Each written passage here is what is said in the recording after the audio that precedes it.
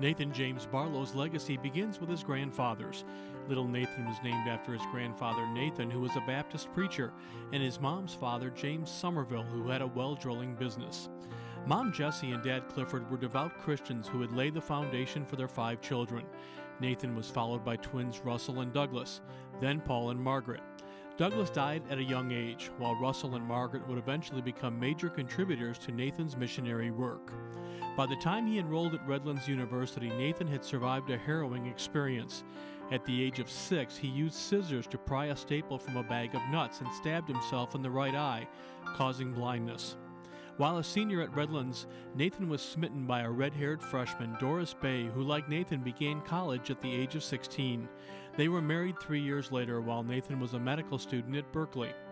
The idea of becoming a doctor took root as a child when Nathan's uncle Claude, a missionary physician in China, came to visit, and his mother Jessie suggested perhaps one day he might follow in Claude's footsteps.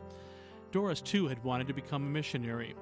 Now, with a family that included Lois, Sharon, Miriam, and Robert, the Barlows' dream became reality in 1945 when they were accepted by Sudan Interior Mission and started for Ethiopia. It was the end of World War II, and the Barlows used their savings to buy hospital supplies from the U.S. government, Army surplus, cots, and large quantities of medicine so that others could live. It was the beginning of a life of fulfillment, spreading the word of Jesus Christ and saving thousands of lives.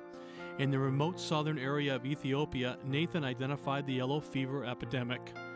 Neither crocodile-infested lakes nor remote locations slowed Nathan. When he started one out clinic, he walked 5 days by foot with pilots to find a landing strip. For many years, Nathan was the only doctor at Sim Otona Hospital. This patient was to deliver a child when the baby died inside of her. For many years, she lay in a small grass hut, unable to do anything. After Nathan's operation, she returned home to a normal life. Spinal meningitis epidemics were common every dry season, killing victims on the same day they became ill. In response, Nathan distributed medicine to church pastors to save lives and to witness for Christ. Nathan and Doris stayed in Ethiopia until 1974 when they abandoned their work because of a military coup. Their missionary work then shifted to Niger and Kenya and in the rainforest in the center of Africa, Rafah. In 1993, the couple returned to America when Doris became ill. She was 78 when she died. After the passing of his wife, Nathan returned to Africa. He was 81. In 1997, Nathan went back to Ethiopia. It was there that he started a program to help the thousands of people who suffer from Mossy foot disease, a debilitating physical condition resulting from barefoot farming on volcanic soil. It was to be the final and perhaps most important part of his legacy. For the last 7 years of his life, Nathan's work to battle Mossy foot disease continued.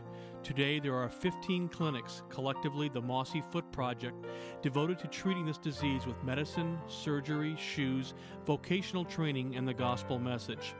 Nathan Barlow died in 2004 at the age of 91.